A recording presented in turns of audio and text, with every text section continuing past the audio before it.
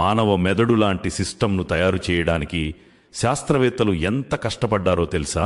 కానీ అల్లాహ్ సృష్టి ముందు అది ఎంత చిన్నదో చూడండి.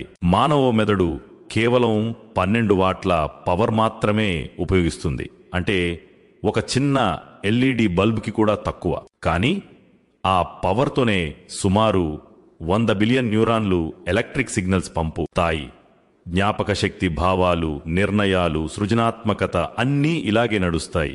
ఇది 24 గంటలు ప్రతి క్షణం ఒక మనిషి 100 సంవత్సరాలు బతికినా ఆగకుండా కొనసాగుతూనే ఉంటుంది. శాస్త్రవేత్తలు లెక్క కట్టారు.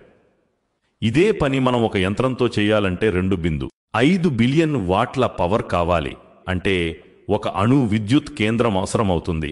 అప్పటికి మానవ మెదడు లాంటి వేగం, ఖచ్చితత్వం, స్థిరత్వం ఇవ్వలేం. కానీ అల్లాహ్ తన కరుణతో ఈ అద్భుతమైన సిస్టమ్ను మనకు కేవలం 12 వాట్లలోనే ఉచితంగా, పర్ఫెక్ట్గా ఇచ్చాడు. ఖురాన్ చెబుతోంది, అల్లాహ్ అత్యుత్తమ సృష్టికర్త. సూరహ్ 23:14. సుబ్హానల్లాహ్.